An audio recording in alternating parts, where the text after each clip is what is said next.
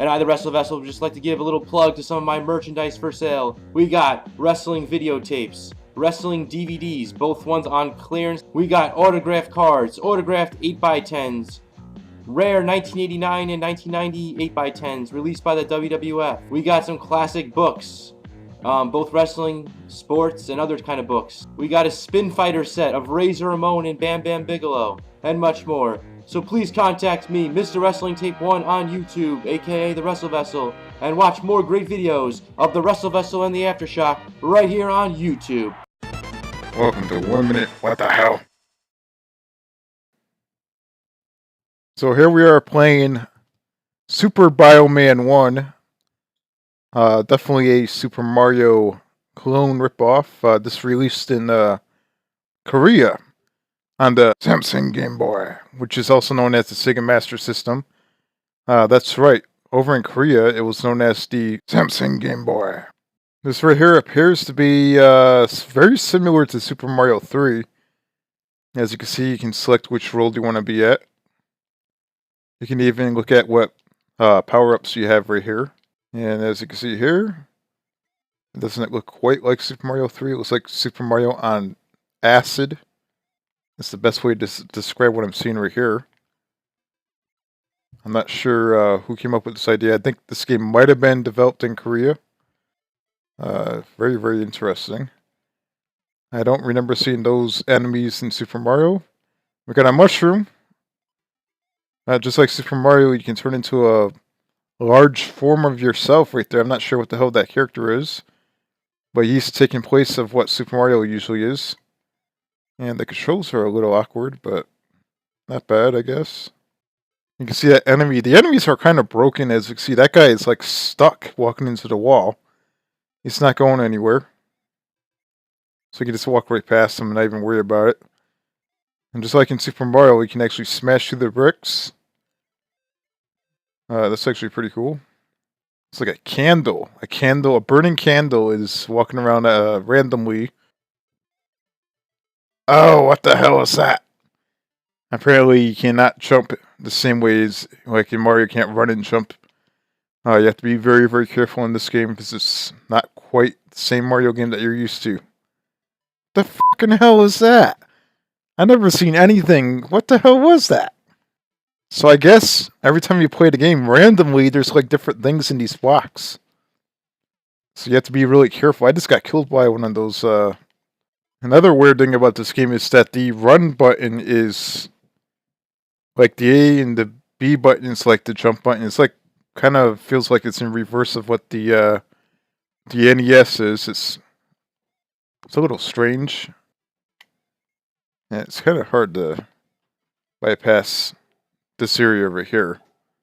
You have to be really careful. What the hell? I thought you can jump on those things. I guess this looks like the end of the level right here. Oh wow, they ripped off Super Mario 3. I'm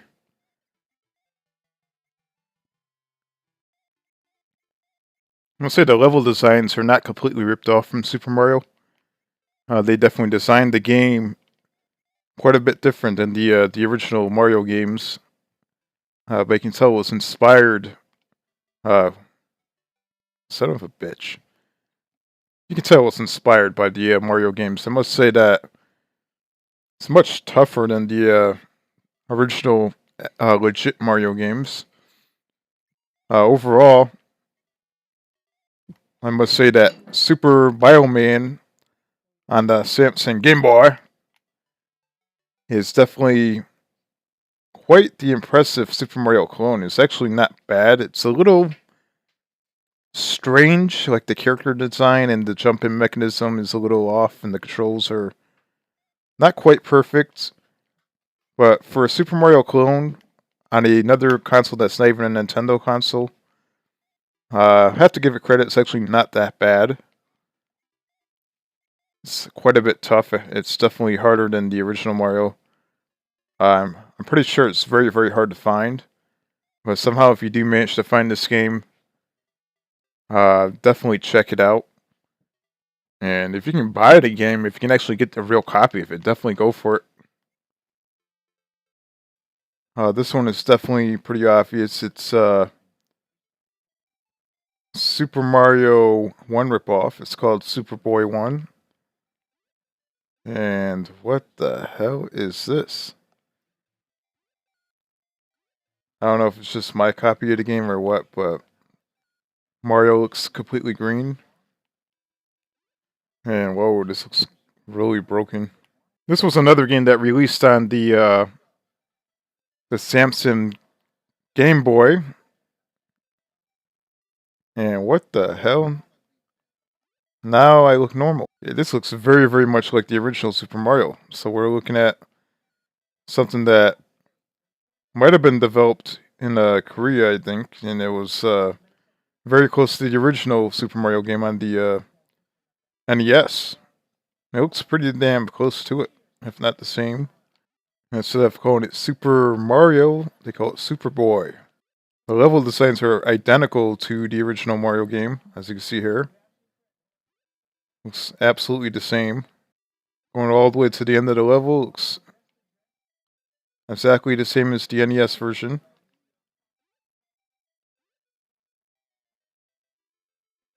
I just jumped right over the flag.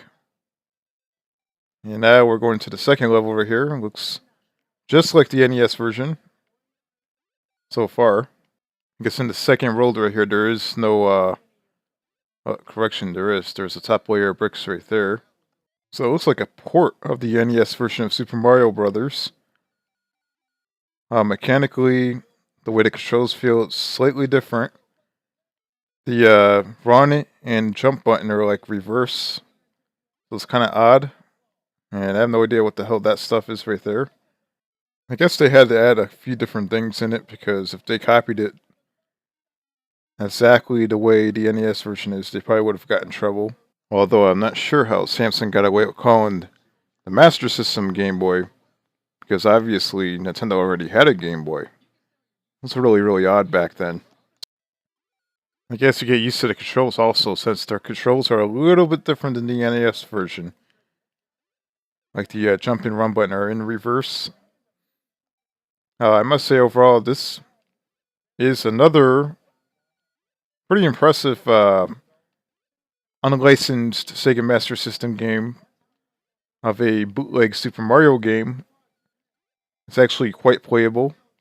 I'm not sure how far it goes and if it ends up being broken later on or not, but for the first 3 levels that I've played so far, the game is actually very reminiscent to the original version of the game.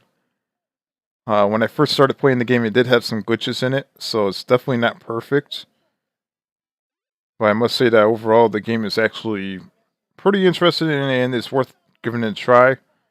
If you do find it on the Sega Master System, or should I say the Samsung Game Boy, definitely pick it up if you can find a copy. I bet you it costs quite a bit. Now here we have Super Mario World on the Sega Genesis.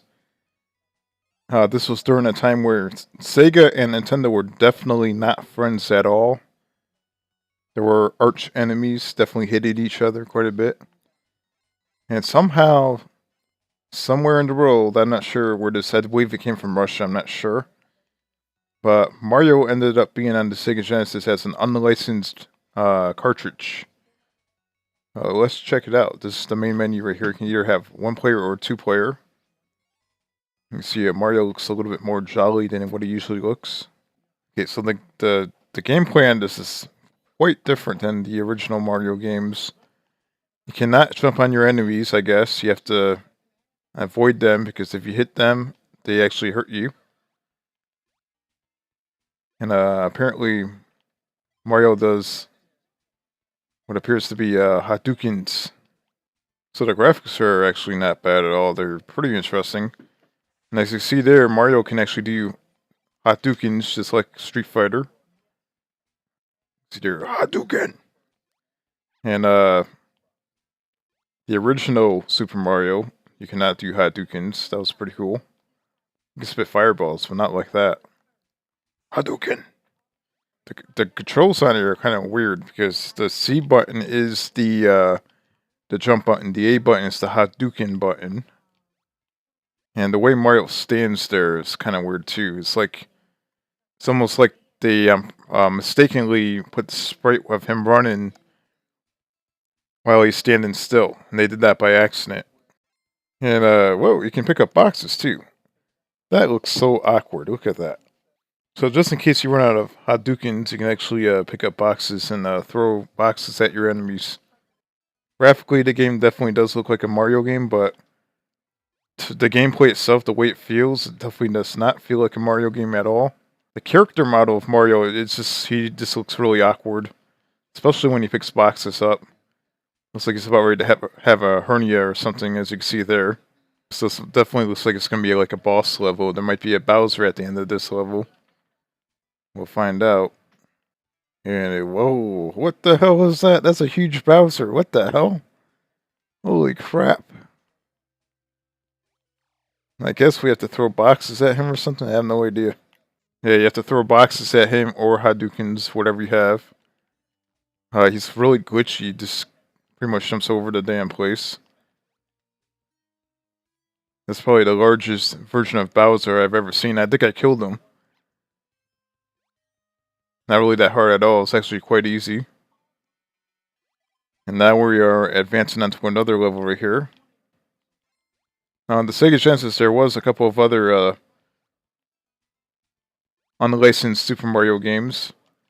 And the game is a little awkward, but it's actually quite playable.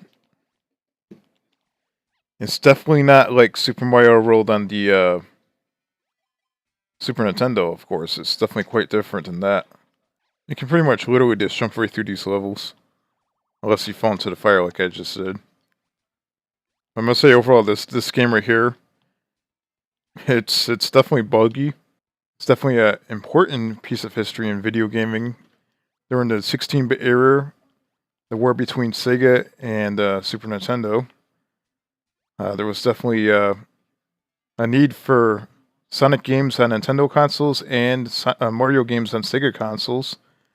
And someone out there made that happen on probably both consoles. I bet you there probably was an unlicensed Sonic game on a Nintendo console somewhere out there. And the real thing is a lot better, of course. This game is not really the greatest compared to the real thing, but it's definitely very interesting. I imagine that if you come across on eBay a real copy of the unlicensed game, it's probably going to go for quite a bit. Samsung Game Boy.